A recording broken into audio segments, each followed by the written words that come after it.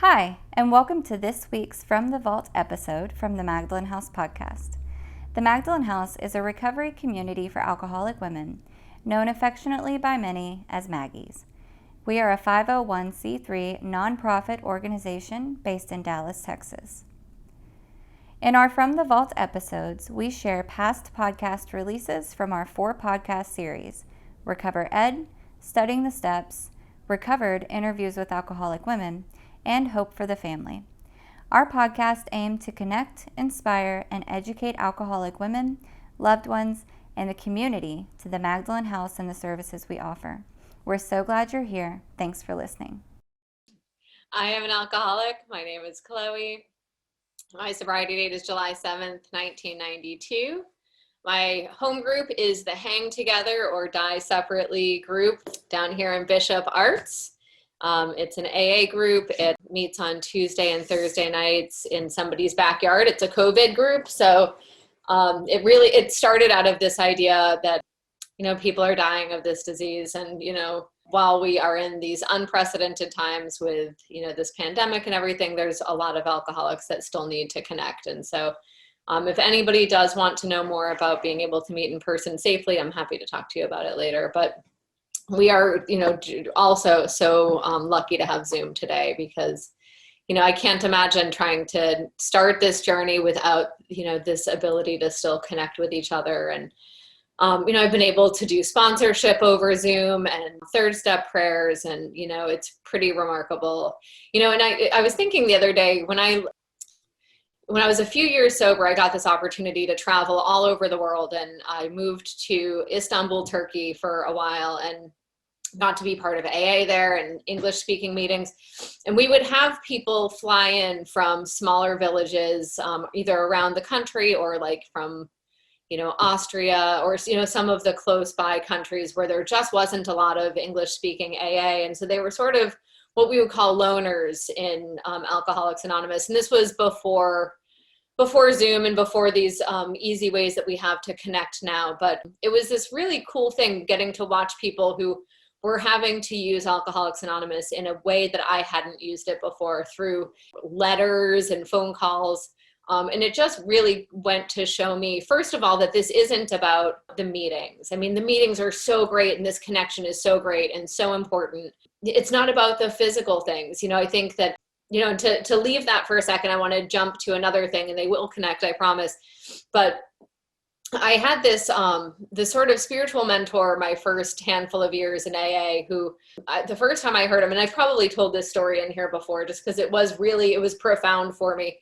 But I went and I heard him speak in Massachusetts, and he was talking about, I think I talked about this last time, about how meetings are not the solution.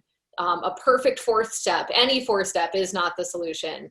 Amends are not the solution. Your sponsor, the big book is not the solution. The steps are not the solution. And I'm sitting there like just mind blown because, I was such a fundamentalist. I would put my book on the shelf and take it down in the 5th step. I would write in black and white.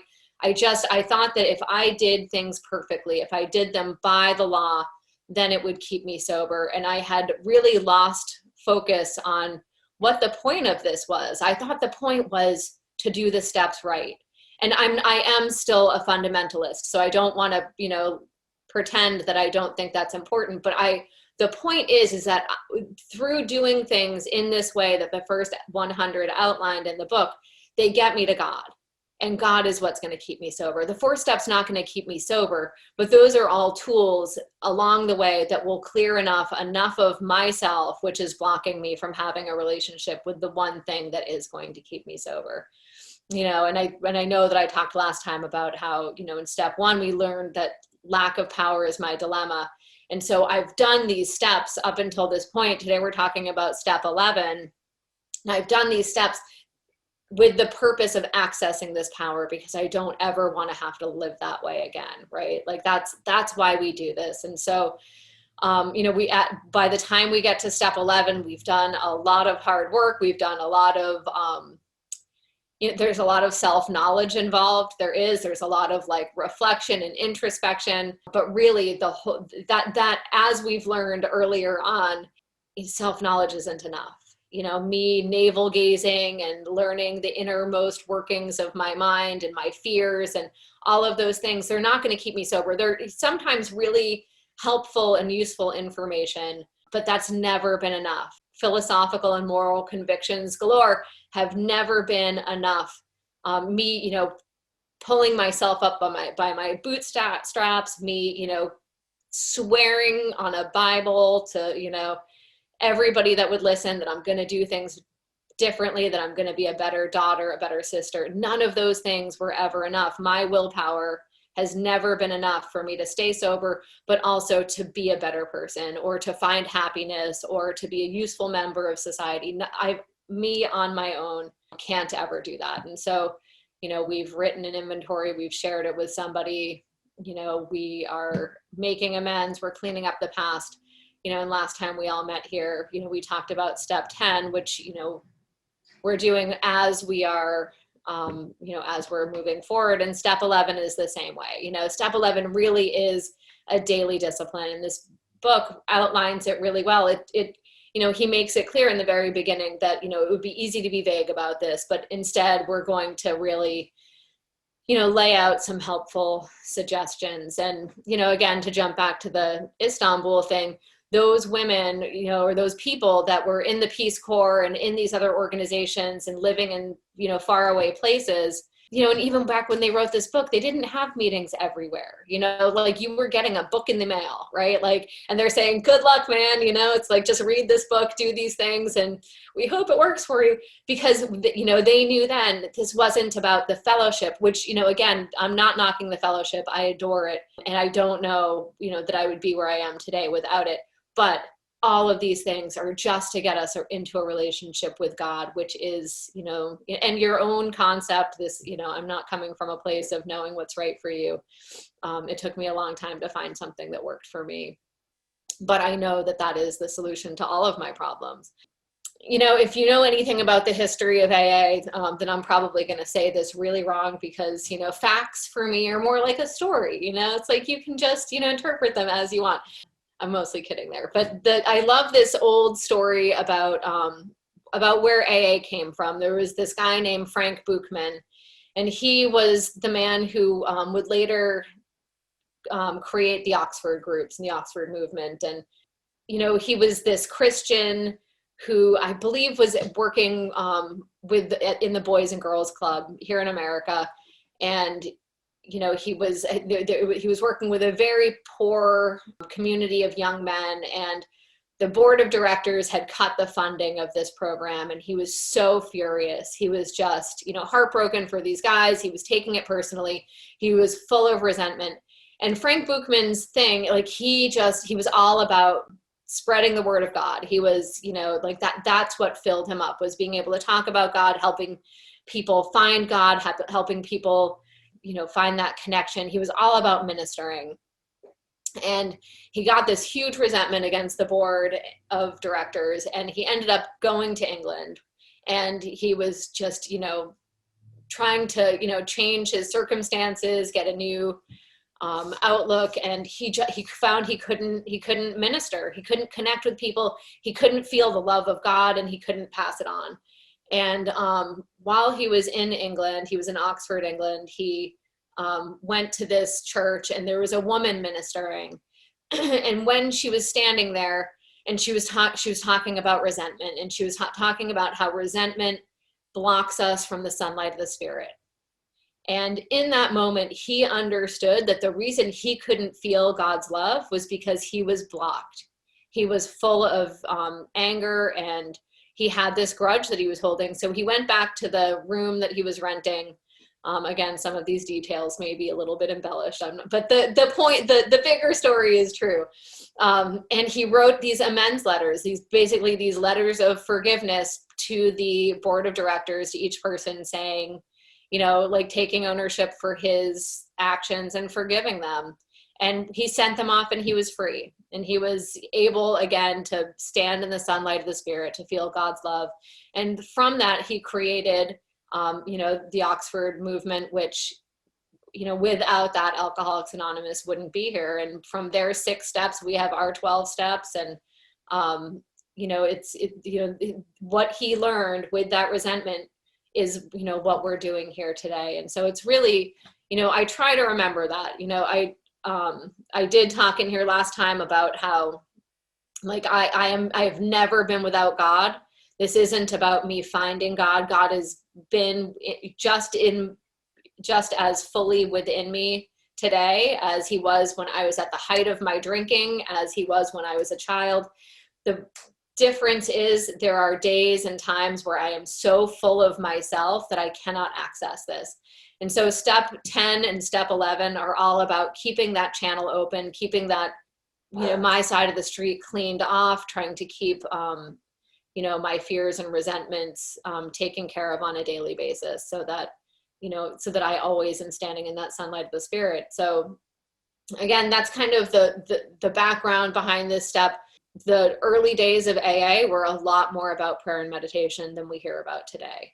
And so, we've, in a lot of ways, I think we get afraid that talking about God or a higher power or spiritual things is going to scare people off. I think that I get, kind of delicate tiptoeing around, or I have at times where I'm afraid that it's, that it's going to be unpalatable. I definitely came into AA with a lot of old ideas about religion, about God. And so if I had sat in a meeting and people were talking about religion or talking about a certain kind of God or quoting scripture, I definitely would have had judgment, and I don't know that I would have stayed. But what we talk about here is a much broader spirit of the universe, a higher power, and a lot of people do have religious attachments to that, and that's great. This is all about finding what works for you. But I personally am so grateful that that in AA we keep it non-denominational. We keep it about a higher power. But that being said, we don't shy away from talking about that.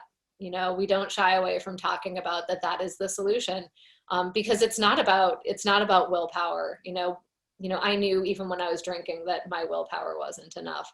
So what we have to talk about here is a message with depth and weight. And for me, that has always been accessing a power that can solve my problems.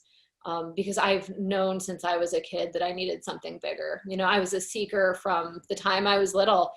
As a teenager, I moved out into the woods in a tent with my friend and a book on witchcraft.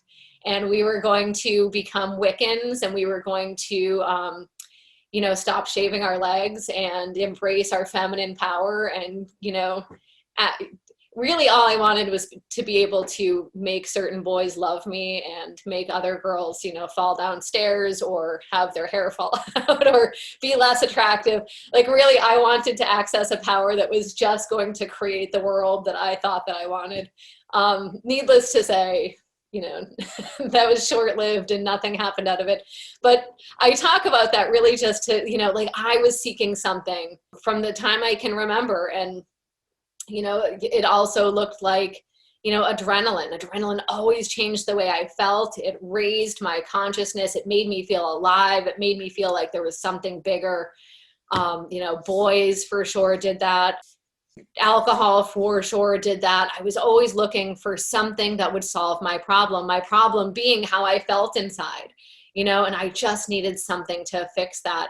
And, coming into AA, that message of depth and weight was, there is a solution to what you're suffering from. There is a solution to your alcoholism, but alcohol is only a symptom. There is a solution to that restless, irritable discontentedness that you feel all the time. And so, that's what held me. That's what kept me, eventually, once I was convinced that I couldn't do it through boys and adrenaline and all the other things, that's what kept me engaged and willing to seek something else, and also from seeing other people get better, seeing other people, talking about God and seeing their lives change. And I think that was important. And that is one of the reasons that I think that we don't want to not be willing to talk about what the actual solution is here. Because it's not about writing a perfect fourth step. That helps, but that's not the end. That's just getting rid of the things that are blocking me from the solution. So let's get into the book here. We're going to start on 85. It's at the very, very bottom. And I want to read the last paragraph in step 10, which starts with, much has already been said about receiving strength, inspiration, and direction from him who has all knowledge and power. If we have carefully followed directions, we have begun to sense the flow of his spirit into us. To some extent, we have become God conscious. We have begun to develop this vital sixth sense, but we must go further, and that means more action. And so, this is really setting us up. We have done so much. We have started accessing this. We have, begun to feel this change, but it's a beginning, and it's not going to last if we don't keep moving. And so step 10 was all about, like, what are we doing today? As these things crop up, continue to watch, but step 11 is going to give us more structure to it. And it's going to give us a morning and an evening practice, and it's going to tell us how to keep that connection, in between. So step 11 suggests prayer and meditation. We shouldn't be shy on this matter of prayer. Better men than we are using it constantly. It works if we have the proper attitude and work at it. And that's a big promise there. It works. It tells me this works. But there's something I have to do. I have to keep a proper attitude, and I have to work at it. So there's a contingency there. This, God's going to do for me what I can't do for myself, but God's not going to do for me what I can do for myself. And there are things that I have to do. I don't get to just climb up on a hilltop and be like, okay, God, make my life perfect. There are things that I have to do, and there's footwork that I have to do. There's that old, story we like to tell in AA, and maybe in other rooms too, I'm not sure, but about, a guy sitting on a roof in a flood. He's on the roof of his house, and the waters are rising, and, they're coming up, and he's like seeing his life flash before his eyes, and he realizes that there's no way out, and he's crying out to God, okay, God, please help me, get me out of this. And so, this boat comes by, and there's a woman there, and she says, jump in, I can help you. And he said, nope, I got this. I prayed. I'm okay. God's got me. And so she sails away, and, he's like, the waters are coming up, even higher, and he's getting really scared, and he's saying, God, come on, I need help. Save me. And so a helicopter comes by, and a guy shouts out, man, grab the ladder. And he says, nope, I've got this. I'm fine. And so the helicopter flies away, and the waters rise, and he's swept away, and he dies, and he goes to heaven. And, when he faces God, he says, God, why didn't you help me? I called out for you. I was desperate. I really needed you. And God says, I sent a boat and a helicopter. What more did you need? And I think, like, that's what this is about. It's like, this is about, we ask, we ask God to be there, but then there are things that we need to do along the way, there's still a lot of work to be done. So, let's keep learning about that.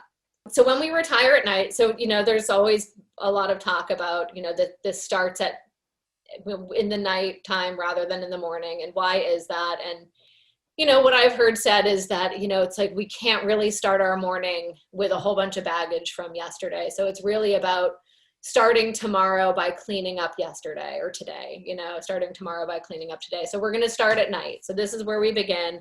When we retire at night, we constructively review our day. Were we resentful, selfish, dishonest, or afraid? Yes, almost every single day. And, one thing that I always caution people not to do is to compare the resentfulness, selfishness, dishonesty, and fear to our 4-step inventory. Because when we're looking at that, we're like, I'm looking for rage. I'm looking for, like, paralyzing fear.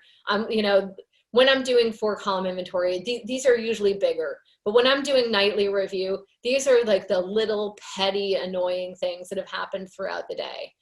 This is about that snarky tone in my mom's voice on the phone that just rubbed me the wrong way.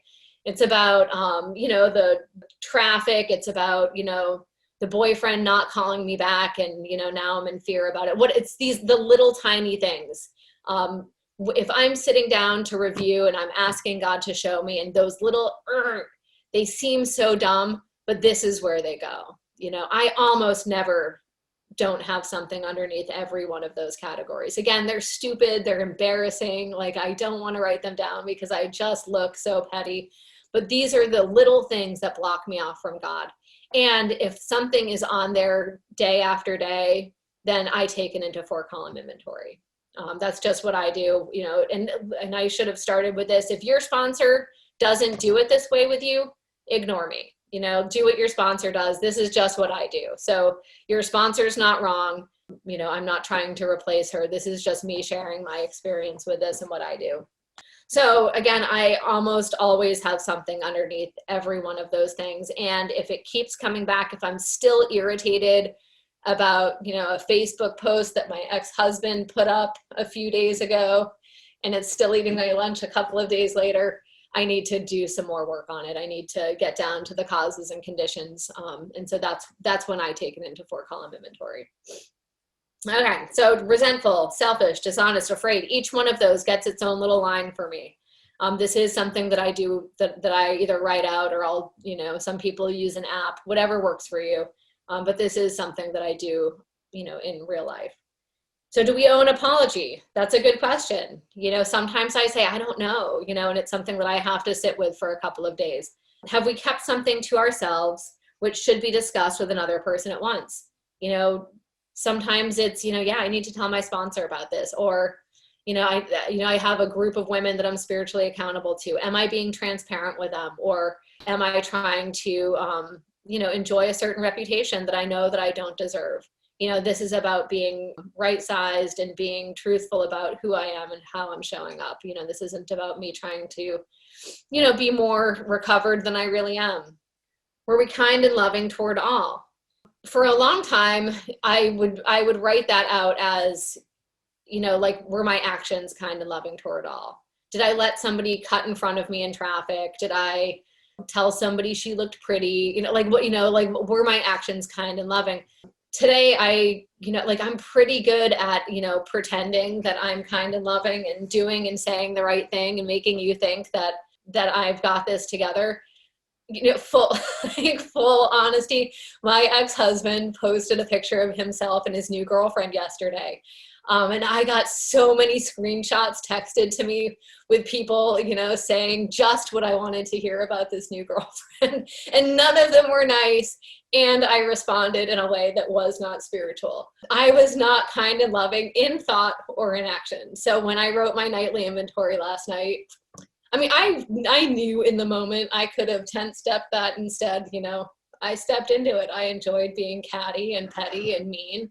And so last night when I did my nightly review, I had to write about that. Was I kind and loving? Absolutely not.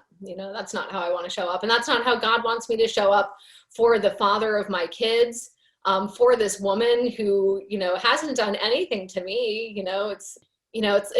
These are two of God's precious children that he just loves as much as he loves me. And that just gets me so much sometimes, even the people that drive me nuts, God loves them just as much as he loves me, even if I have a hard time wrapping my brain around that. And so it's my job to show up, in a way that does, that reflects that. So I could have done that better. Maybe I'll do better today on that. What could we have done better? There we go. That I could have done better. I could have, responded with, something positive or asked people not to send it to me, or there are a million things I could have done better about that. I could have not gone and looked on his Facebook page and taken some pleasure in that. I could have turned my thoughts to God. I could have asked God to remove that. I could have turned my thoughts to somebody I could be helpful to. I could have called my sponsor. None of those things I did. I really just stepped into, a pettiness that I didn't need to. And then I suffered the consequences of it. And that's the thing, because at the end of the day, I'm self-serving, and I want results and I want to feel the connection to God and I want to feel good. And did it benefit me? No, there's a spiritual price to be paid for every action I take, positive or negative. So I'm either moving closer to God or further from God. I'm either putting things in between that connection or I'm taking things away. And every time I engage in something unprincipled, something that goes against my ideal for myself that, God has given me, there's a spiritual price to pay. And again, I'm self-serving. I don't like paying spiritual prices. I only like rewards. So if I only want rewards, then I have to act in a way that's going to produce those. There's other things that I can often do better. Sometimes it's, spending longer in morning meditation. Sometimes it's, improving my conscious contact throughout the day. Usually I could have called my mom back. That's one that I fall short at pretty regularly, being more prompt in responding to texts, some of that stuff. And this, bottom line is, and we'll read about this in a minute, this isn't about beating up on myself. And a lot of people, like, that's feedback that I hear from a lot of people on these nightly reviews, is that, they get into the morbid reflection and, punishing themselves for falling short. And that's not the point of this. The point of this is just to really take ownership of where I'm at today. I'm not expected to do this perfectly. But if I'm lying to myself about how I showed up, then I can't do better. This is just always about cleaning up the wreckage that I caused today so that I can do better tomorrow. And if I'm being too hard on myself, then that's not useful, because all I'm thinking about is me. Like, self-pity is really just such a form of narcissism. I'm the worst, and I'm just going to sit here and think about myself and how bad I am for the next 8 hours instead of trying to be helpful to somebody else. Or I'm pretending that I did better in my day today than I really did. And really, this is just about taking stock. It's, really what we learned in step 4, but putting it into practice on a daily basis. So we're rethinking of ourselves most of the time. And that's different day to day. This one really seems to depend on, the stage is set by the amount of time that I spend in prayer and meditation in the morning. And then, turning my thoughts to others. This is a diligence. This is something, like the man on the roof. These are actions that I have. This is me aligning my will with God. This is the proper use of my will. My willpower gets to come in and say, okay, I'm going to be intentional today. I'm going to make sure that I, call this person and that person, and I reach out to that sponsee, and man, I haven't seen her at a meeting in a long time. I'm going to, check in on her. Those are things that I'm able to do on my willpower, right? Those are, like, God has given me self-will, and that's how he intends me to use it, is aligning it with his will for me. Or were we thinking of what we could do for others, of what we could pack into the stream of life? So stream of life isn't like I went to the grocery store. It would be, I went to the grocery store and bought a bag of groceries for my elderly neighbor. What did I add to life? What did I pack into it? What positive things did I contribute, to the universe, and to God's kids? If anybody has questions or comments, just jump in, please. I'll just, talk the whole hour otherwise. But we must be careful not to drift into worry, remorse, or morbid reflection. And why? Why shouldn't we do that? Because that would diminish our usefulness to others. And again, it always comes down to that. It always comes down to, like, it blocks me from being able to be helpful. So after making our review, we say this prayer. Anytime it's going to say ask in God, that's a prayer. So we ask God's forgiveness and inquire what corrective measures should be taken. So then I write down corrective measures. What do I need to do to fix the stuff that I did today? Again, this isn't about beating myself up. This is about me saying, you know what, like, I want to do better tomorrow. So what corrective measures can I take, and then I write it out. And again, the important thing with this is that this is a prayerful experience. This is a spiritual experience. This is something I'm doing with God. This isn't me just self-knowledging my way through it. This isn't me saying, okay, what do I want to do to fix this tomorrow? This is me saying, God, show me what corrective measures I need to take here, and then taking a minute and seeing if there's inspiration that comes. Hey, Sorry, I have a question, and I asked this with the step 10, but I think it's really important because it was said to me a long time ago that if you answer no to each of these questions every night, that you're probably delusional. And so I would argue with the probably. I would say you are certainly delusional. Yeah. What would you say to someone who is trying to grow their awareness and they keep answering no, but clearly there's something there that they're not seeing? What would the advice that you would give for that? I think I would just help them look back through their day, because again, like, I think, so my first sponsor, she gave me this horrible exercise, and anybody that was in that position, I would give them this same horrible exercise. And at night, when you are, saying your nightly prayers, ask God to allow others to treat you tomorrow the way that you treated them today. And most likely my sponsor gave me that prayer after I had been telling her about how I just knocked it out of the park today, how great I did and how loving I was and how thoughtful and selfless. She probably was sick of hearing my delusion. And so that night, and for many nights, I got on my knees and I tried to say, God, please allow others to treat me tomorrow the way that I treated them today. And I couldn't do it. Probably even last night, I surely wouldn't have been able to do it, because even if nobody outwardly treated me badly, I don't want anybody sending a screenshot of me to all of their friends and saying mean things about me. That's horrible. Even if I'm delusional and I think well, I didn't do, nobody knows that I was mean. In my heart, that's not how I want other people to feel about me, to think about me. And so that really personalizes it, because again, at the end of the day, I am self-serving. And if I don't want to be treated like that, then I don't get to treat other people like that. Jennifer HK said on here something so great when you did that interview with her about how, she doesn't believe for herself that loving herself started, there's that thing about I can't love other people until I first love myself.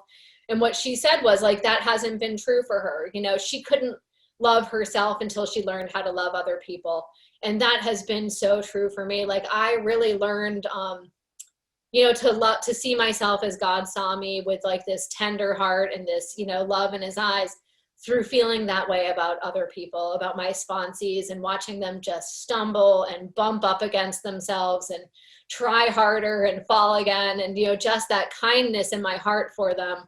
And for my friends and for my family, being able to have that love for God's kids has allowed me to have self-love in the end, and the spiritual price I pay for, engaging in, gossip or judgment is that, it takes away from that, ability to be, to see myself through God's eyes, I love that exercise, by the way. Yeah, have fun with it. Making it. Thank you. It is brutal, because truly at the end of the day, it takes that for me to see just how I showed up, So we say that prayer. So then we're getting on awakening. And so this is the next morning. It's important for me to have my written inventory with me when I do my on awakening, because so I was going to say, with the corrective measures, I write underneath that 7th step. So part of my corrective measures is identifying what character defects popped up through my day. And so that's part of my nightly review. What did I see today? Pettiness, judgment, gossip, manipulation, self-reliance is one that's almost always there. So I write out those defects of character that showed up in my day. I ask God to take them at night, but also when I'm doing my morning prayer and meditation, now I have those things that have been popping up. Okay, that's what was kicking my butt yesterday. Now I can bring that into prayer and meditation today and ask God to help me with those things. And it also makes me more aware as I move through my day when I see those things pop up. If I've asked God in the morning, and if it's objectionable to me, God, please, remove this pettiness, please remove this judgment. Then if somebody sends me a screenshot this morning, it's right there, it's right there on me, and it's objectionable. And I, immediately turn to God rather than towards some snarkiness, some self-reliance there. So on awakening, let us think about the 24 hours ahead. So I'm sitting there and, I'm thinking about what this next day is going to look like. What are the things that I have going on that are coming? And we consider our plans for the day. Before we begin, we say this prayer. We ask God to direct our thinking, especially asking that it be divorced from self-pity, dishonest, or self-seeking motives. So, I am always having to watch for those things. I'm always having to ask God to take them. Under these conditions, so under the conditions that God has, taken those, we can employ our mental faculties with assurance. For after all, God gave us brains to use. Our thought life will be placed on a much higher plane when our thinking is cleared of wrong motives. This whole exercise, this whole step is all about being self-aware, and God-centered, but self-aware. This is about us watching like we did in step 10. I can only watch if I know what I'm looking for, and I know what I'm looking for through review. And so it's through these nightly reviews and these mornings that I know what to look for. And then in the course of the day, I'm awake to it. This is about being awakened, having our spirit awakened, and about staying awake. In thinking about our day, we may face indecision. I am one of the most indecisive people, so this paragraph really speaks to me. We may not be able to determine which course to take. So if I'm thinking about my day and I'm like, oh, like I've got these two things that I really need to do, but they conflict, I can, like that can just eat, like that can eat up so much of my mental time. Like, what do I do? What do I do? This is giving me tools here. Here we ask God for inspiration, an intuitive thought, or a decision. So this isn't self-reliance. This is me aligning my will with God's. God, show me what to do here. We relax and take it easy. We don't struggle. We are often surprised how the right answers come after we have tried this for a while. What used to be the hunch or the occasional inspiration gradually becomes a working part of the mind. So these are huge promises here for somebody like me who wants to do God's will, but I am so wrapped up in self most of the time, and I'm so driven by things that feel good and what I want, and I want it to look a certain way, and I'm convinced that it has to be this. These are showing me, like, relax. Say the prayer, relax, take it easy. You're gonna know, you'll know what to do. I think I've shared in here before when things were really bad with my now ex-husband and we were in the same house and a whole bunch of stuff had been brought to light. I found out about a bunch of dishonesty. I thought that I was supposed to end the marriage. I believed that God would want me to leave. I believed that it was the right thing, but I didn't feel that direction from God. And I don't know, and I knew it was a big enough thing, and it was going to affect my kids. It was going to change my whole life. It was going to affect my finances, all of these things that were really threatening. And I knew that I didn't want to make this decision based on myself. I knew that it had to be a God-given decision. And so over and over again, this is what I had to do. I had to relax. I had to not struggle. I had to trust that I was going to know the right thing to do when it was the right time to do it. And I just had to believe that God was telling me, not yet, wait. And when the time was right, I was so completely sure in myself. There was no question that it was the right time and it was the right thing to do, that God wanted me out of that marriage. And it's proven to be true. And so again, it needed to come from God. Even though the result was the same, I needed to know that it wasn't me making a self-reliant decision. Okay, so what used to be the hunch or the occasional inspiration gradually becomes a working part of the mind. Being still inexperienced and having just made conscious contact with God, it is not probable that we are going to be inspired at all times. We might pay for this presumption in all sorts of absurd actions and ideas. Nevertheless, we find that our thinking will, as time passes, be more and more on the plane of inspiration.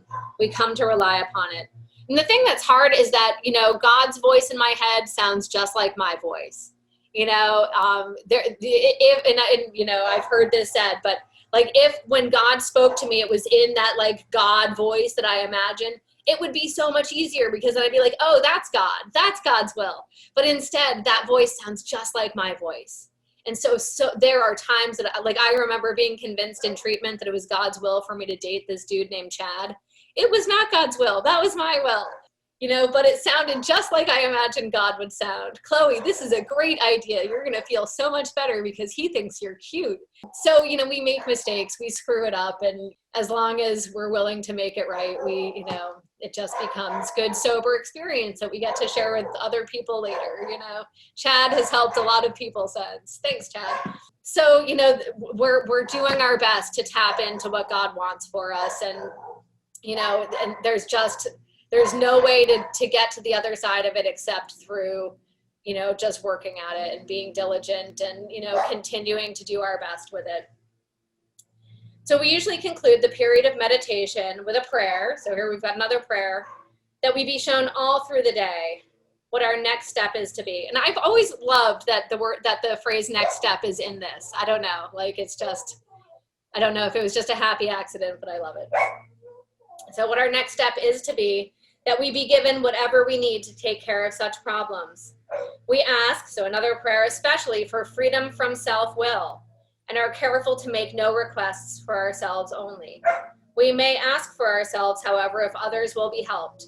We are careful never to pray for our own selfish ends. Many of us have wasted a lot of time doing that. If it doesn't work, you can easily say why.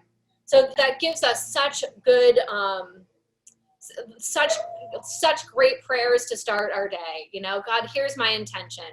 Here's what I'm giving you. Please, help me make it through the day. Help me think of others. Help me, be your servant. Whatever we add to that. But this is about getting in that proper mindset. And again, it's like, please help me, please protect me from screwing everything up like I am prone to do when I'm self-reliant. This is about learning to be God-reliant, throughout our day. If circumstances warrant, we ask our wives or friends to join us in morning meditation. If we belong to a religious denomination which requires a definite morning devotion, we attend to that also. If not members of religious bodies, we sometimes select and memorize a few set prayers which emphasize the principles we have been discussing. There are many helpful books also. Suggestions about these may be obtained from one's priest, minister, or rabbi. Be quick to see where religious people are right. Make use of what they offer. And I think that's great, again, because I was just such an arguer about that. But I do think, it is important that, if we have strong religious beliefs or even if we have strong anti-religious beliefs, we keep those to ourselves. This is about being helpful. And if I have a strong belief or a belief one way or another, that's going to get in the way of me being able to be helpful to others. So I keep that to myself. It's, it's unimportant. So then it's going to give us some direction to take us from between our, our morning review and, what's going to be our nightly review at the end of the day. So here's our instructions here. As we go through the day, we pause. This pause is God-given. Like I think this is one of the best tools and promises that has come true for me is this pause. I have paused and still done the wrong thing at times. I was sharing about this the other day, and I think I may have shared this in here the last time on step 10. I shot back a super nasty email to that ex-husband a couple of months ago. He wrote a nasty one to me. I shot one, and I had that pause, that God-given pause. You don't have to hit send. You don't have to hit send. And I said, you know what? I'm hitting send, and I did. And then Gmail gives you a couple of seconds where you can undo it. I didn't undo it. God does not take away our self-will. We are still able to make all of the same terrible decisions we've always made. And then there's that spiritual price to pay. And I hate how that feels. So then God also gives us a whole bunch of tools to clean that up, which we've learned in our 9th step, right? So I get to be humbled. I get to go to the people that I like the least and the people that I most resist admitting that I'm wrong and apologizing, and I get to be humbled and right-sized over and over again so that hopefully the next time I receive an email like that, that pause, that I listen to that pause, that pause is an action, that's a super, I've never been able to have a choice in what I did. It was, I was powerless over my poor behavior. I'm not powerless anymore. I still can choose to be a jerk, but that's my choice. God has also given me the power to be someone different. And, then I get the choice to turn towards God or turn towards self. Okay, so as we go through the day, we pause when agitated or doubtful and say this prayer. We ask for the right thought or action. God, what should I do? What should I think here? How should I feel? What do you want from me? Help me. We constantly remind ourselves we are no longer running the show. And that's, circling us back to the 3rd step, right? Where we were running the show. We were stepping on toes. We are trying to arrange the lights, the scenery, the players, because I'm convinced that I can only be okay if you guys do what I think that you're supposed to do. So humbly saying to ourselves many times each day, thy will be done. God, thy will be done. Please take this. We are then in much less danger of excitement, fear, anger, worry, self-pity, or foolish decisions. Any of these big ups and downs. I hate being bored. I hate it. It makes me insane. I will make terrible decisions when in boredom. What I need to avoid is living in that excitement or that, self-hatred, self-pity, depression. Like, I like those extremes. And, this is really about being able to find the middle and being okay with it, and not equating lack of drama with boredom. Like, when I feel serenity, I'm like, oh, is that boredom? No, it's okay. You're right. It's okay. You don't have to create drama just to change the way you feel. We become much more efficient. We do not tire so easily, for we are not burning up energy foolishly as we did when we were trying to arrange life to suit ourselves. Do you guys remember how exhausting it was when, at least for me, I would have all of these different like lies going. And so I was trying to remember what I told each person, or people that I was avoiding because they were mad at me, or it's like I was trying to keep all of these things going so that everybody would do what I needed them to do. Like, it is exhausting. At the end of the day, I am worn out. When I'm not doing that, I generally go to bed feeling peaceful, but not wiped out. It works. It really does. That's a big promise there. We alcoholics are undisciplined. So we let God discipline us in the simple way we have just outlined. But this is not all. There is action and more action. Faith without works is dead. The next chapter is entirely devoted to step 12.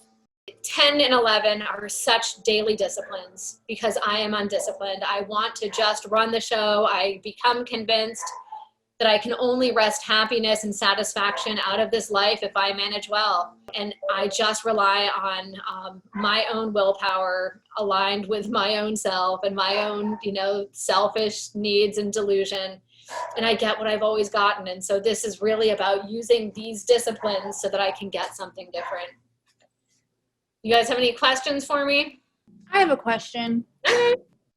How do you know you're in self-reliance or God-reliance? I would say like a simple answer is just how I feel inside. When I'm self-reliant, there's usually quite a bit of fear, anxiety, like my mind is busy. Like one of my favorite things to do is play that game. Okay, if she says this, then I'm going to say that back. It's like, how can I get her to say this so I can say that back? Those kinds of things. It comes down to like, am I being kind? Do I want do I want good things for other people? I would say that, that's when I'm having to work hard. That's usually me in self-reliance. When I have, I think of it like my hands closed or my hands opened. My hands closed is me trying to will things, me trying to control things, me trying to force things to look a certain way. When I'm in that place of surrender, where I'm like, okay, God, I'm along for the ride. It's just such a different feeling internally. Like, I talk about like really my concept of God is being in a current, like being in a stream where I don't know where it's going. It's like I've tapped into this energy, this power, this relationship with something bigger, and my hands are open. I'm along for the ride, and I'm saying, okay, God, show me what's next. Show me where you want me. And it usually involves answering the phone when somebody calls me. It involves being on time for the commitments I've made. It involves saying yes to things that I don't want to say yes to. That's God reliance. It's trusting that it's going to be okay, even if it feels like I am surely going to die, and not just die quietly, but die publicly and so embarrassingly. And I'm going to be remembered for all of the most horrible things that I don't want to be remembered for. It's like doing it anyway. So that's my best, thoughts around that. Thank you. Does anybody else have any questions? I have a question. Oh, go ahead, Crystal. Hi, Chloe. Honey? Is a nightly review supposed to be hard? Like, I know sometimes we can be delusional and like, I feel like sometimes I'm thinking too much about what I'm doing wrong or what I'm not doing enough. Is it supposed to be that way? I would say, it sure can be. If I'm not doing it regularly, it's a lot harder because I'm not awake during my day. So I'm not really paying attention. And so then when I try to do my review at night, I'm like, I don't know, I think I was okay. Also, like when I was a stay-at-home mom, my nightly reviews were pretty slim. I thought I was really killing it at life and that I had really like graduated to this place of spiritual, that I had arrived and I was sitting on my mountain. It was just that I didn't see anybody all day, except for my little children. And so for the most part, very little was threatened within me. It's like very little was hurt, threatened, or interfered with. once I got back out into the stream of life, man, all of those old insecurities and, character defects and, all of that self-will was still there. I just wasn't as aware of it. So I find that the more involved in life I am, the longer my nightly review is at night. The more people I see, the more opportunities I have to be, judgmental and petty and selfish. And, but if I have a quiet Sunday where I'm just in my sweatpants with a cup of coffee, then my nightly is going to be, pretty minimal. So I think it just gets easier the longer you do it, maybe. No, that makes total sense. Thank you. It's more, I don't have a lot going on in my life right now, so it's like, just wait. Life will challenge you. Thank you. Yes. And every day we're different. Like, I'm a different person every single day. Me as a married woman looked very different than me as somebody dating in my 40s. Dude, I thought that I was like pretty okay. I am not okay. I am so much more insecure and fear-based than I could have known in a marriage of 26 years. Every day we are different people, and that's okay. Like, new circumstances, you change jobs, you're going to feel insecure. You're going to feel stupid. You're going to feel like everybody thinks that you're not doing good. You're going to think that everybody is smarter than you. It's like, anytime we learn something new, anytime we, start a new relationship, a friendship, we are put in positions to see different weaknesses within ourselves. We have so much room for growth always. But when I get in these ruts, when I get into these routines where I'm not being challenged, I'm not being, again, things aren't being hurt, threatened, or interfered with, I think I'm killing it when really I'm just comfortable. Thank you so much. Anyone else? All right. As always, super solid, Chloe. I love you. I have a question. Oh, go ahead, Kristen. Sorry. Okay, so talking about nightly reviews, is it true that all throughout our day, if we are 10-stepping, that our nightly reviews shouldn't be as extreme because we've been going throughout our day? I mean, yes, I would say that, the more diligent we are in our conscious contact. But I would say, like, even if I'm 10-stepping things during the day, I'm still going to put it down on my nightly. It still goes on there, even if I've cleaned it up, even if I've, taken it to God. And even if I'm over it, if it comes up in my mind, I put it down. But yeah, you're right. I mean, if I'm doing, a perfect job of 10-stepping, then I'm going to be way more free at the end, when I do my nightly. And so for sure, you're right. But I have not arrived at that place yet. Some days I'm better than others, but this is such a good discipline so that, on the days that I fall short, I do have this place to really look back and objectively review. Thank you. Yeah. I mean, it makes sense. I just know that you're right all throughout the day, like how selfish, self-centered, dishonest, afraid I really am. And I like putting my 10 steps on the nightly review. I think that makes